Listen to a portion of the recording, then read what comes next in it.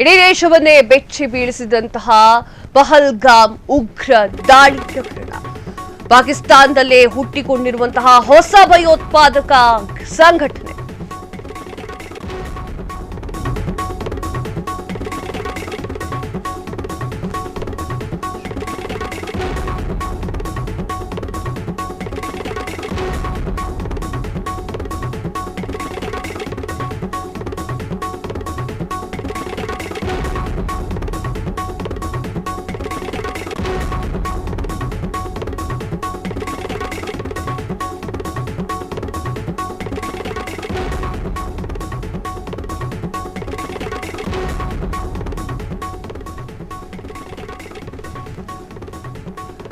S ಈ ಮೂಲಕ ಕಾಶ್ಮೀರದ ಜನಸಂಖ್ಯಾ ಸ್ಥಿತಿ ಬದಲಾಯಿಸಲಾಗಿದೆ. ಪ್ರವಾಸಿಗರಾಗಲಿ ಸ್ಥಳೀಯರಾಗಲಿ ಇಲ್ಲೇ ನೆಲೆಸುತ್ತಿದ್ದಾರೆ.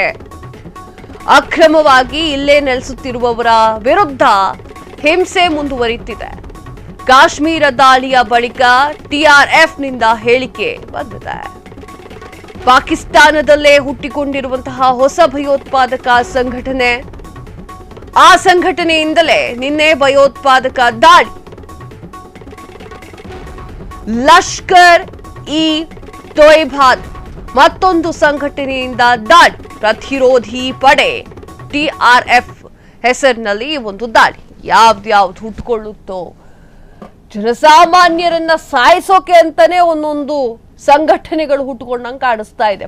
ಇದರಲ್ಲಿ ಜಮ್ಮು ಮತ್ತು ಕಾಶ್ಮೀರದಲ್ಲಿ ಪ್ರವಾಸಿಗರನ್ನ ಸಾಯಿಸಿದಾರಲ್ಲ ನೋಡಿ, ನೀವು ಸ್ಕ್ರೀನ್ ಮೇಲೆ ನೋಡ್ತಾ ಇದ್ದೀರಾ. ಅವರನ್ನ ಕಳೆದುಕೊಂಡಿದ್ದಂತಹ ಕುಟುಂಬಸ್ಥರ ಆಕ್ರಂದನವನ್ನ ನೋಡಿ. ಪಾಕಿಸ್ತಾನದಲ್ಲೇ ಹುಟ್ಟುಕೊಂಡಿರುವಂತಹ ಹೊಸ ಭಯೋತ್ಪಾದಕ ಸಂಘಟನೆ ಇದು.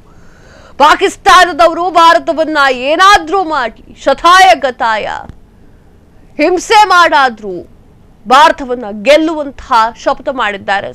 ಸಾಧ್ಯವಿಲ್ಲ ಅದು. ಪುಲ್ವಾಮಾ ದಾಳಿ ನೋಡಿದ್ರಲ್ಲ.